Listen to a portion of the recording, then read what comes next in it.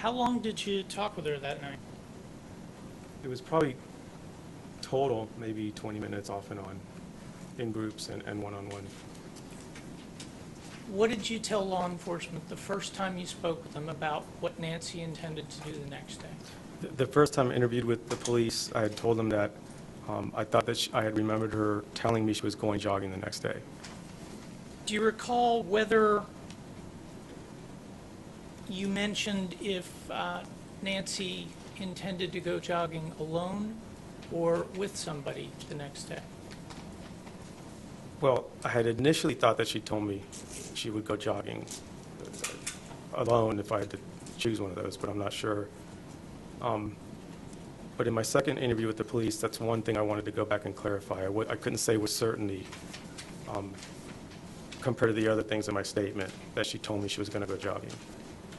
Was there anything else that you added or changed between your first and second interview? You know, the intent was to go back and clarify that point. After you left the police station from the first interview, did you discuss that interview with anybody?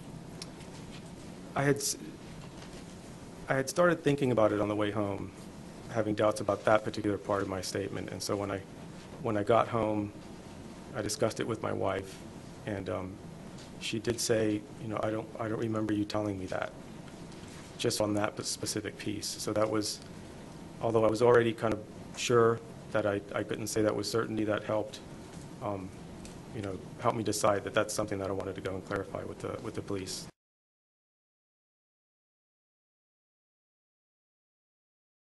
Detective Adam Dismuke here. Date is August 20th, 2008, 8:50 a.m. Interview with Mr. Ricardo Lopez.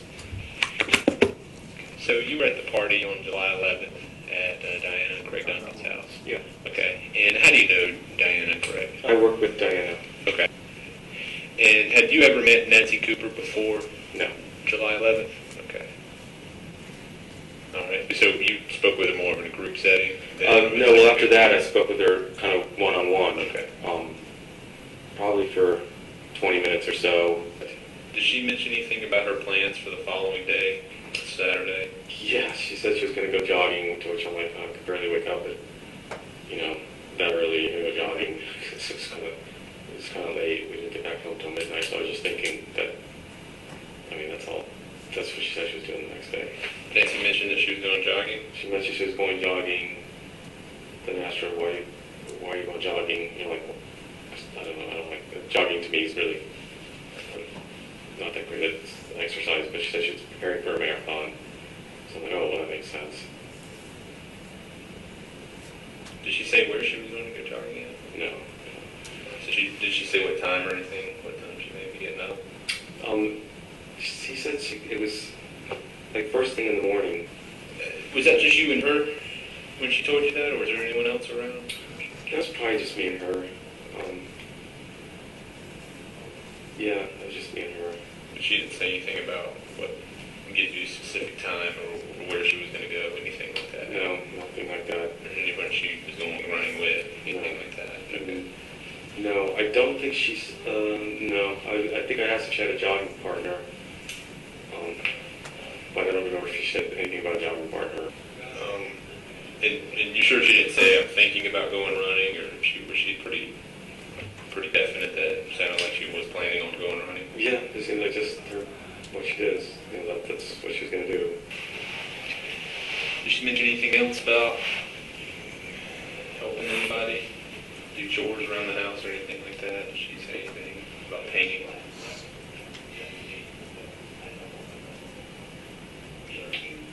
No, I can't remember anything like that.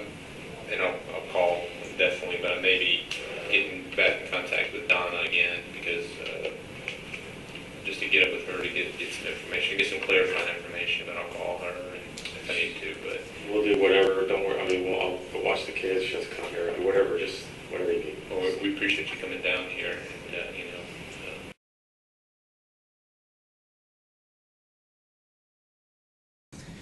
Now, during that interview, do you recall telling Detective Dismukes that Nancy had told you that she was going to be running first thing on Saturday morning. I did. And you actually, when asked follow-up questions, said that you were pretty definite that it sounded like she was planning on going running on Saturday morning. That's correct. And later on in the interview, you were asked if Nancy had talked to you about plans to paint. Yes, sir. Painting and chores. And I believe you told Detective Dismukes that she had not told you about anything like that. That's correct. At the very end of that interview, Detective Dismukes said that he might need to contact Donna. Is that your wife? Yes. What was your wife's reaction when you told her what it was you talked about in your interview? That she didn't recall me saying that to her about the going jogging the next day. And the very next day, on August 21st, did you actually have occasion to call the Cary police detective? I'd made the decision the night before to call him. That was the first opportunity I had to actually call him the next day. And was it the following day, on August 22nd, that you went back to the Cary Police Department? That's correct. Friday, I think. And during that second interview, what information did you provide that was different from your first interview in any way?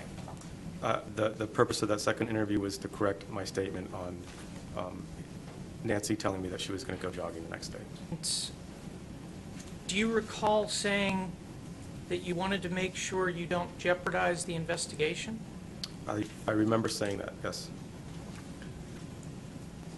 Why is it that you believed that would jeopardize the investigation?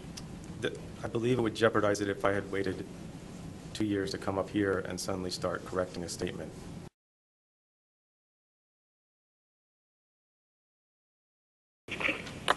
Detective Adam Dismukes at the Cary Police Department, August 22nd, 2008. The time is 9 a.m. Interview with Mr. Ricardo Lopez. Okay, Mr. Lopez, you called me yesterday just in reference to one kind of update your story or update what you originally told me from your interview the other day. Sure. Can you just go back and just refresh what you told me? So what I originally told you is that Nancy Cooper had said that she was going jogging the next morning. I got home and I started talking to my wife, and she mentioned that I never told her that, especially the first couple days after we had heard, which is when my memory would have been the best. And so I started thinking further about it. I think that's a pretty critical component in the case, so I didn't want to jeopardize anything and started thinking about it through. And I don't think she ever actually said she was going jogging the next morning. I think that that's actually something I filled in my head. What she did say is that she was a jogger and that she jogs. And since I really don't like to jog or ever do jog, I just envisioned myself having to get up the next morning to go jogging. So after hearing all the news stories about her going jogging the next morning, it's like just kind of automatically thought that she said that to me. But there's no way that I would ever be sure that she said that. In fact, I just was going to say she didn't tell me that. She's going jogging the next morning. So what you're saying is you remember her talking about going running and that she was like to jog on a regular basis, but she didn't say specifically if she was going jogging on that Saturday, the following day. Right. So that is just something that you just kind of cleared up with talking with her, and then you decided that maybe that's not what you originally heard. Yeah. There's you start thinking.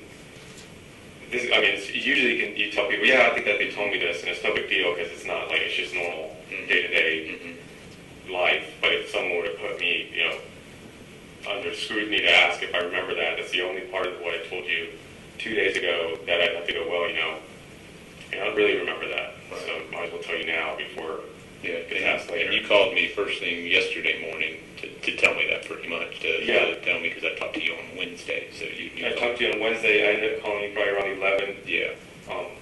Thursday. Yeah. Okay. And just for the record, nobody from the police department or any other agency contacted you to persuade your decision? Nobody contacted me. Nobody's contacted me since I've talked to the police. Is there anything else at all? No. I know we kind of went over this, a lot of this on Wednesday, but anything else that you recall, remember, or anything? No, there's nothing else. Okay. So make sure I don't jeopardize the investigation. No, not at all. And you know, I appreciate you calling me yesterday, because that's definitely something we want to get ironed out. You know, I mean, if that's something you heard, that's fine. Or you know, if it's something that you got home and you thought about, you know, that's definitely something. You know, we didn't want down the line to find out later, so it's good you called when you called.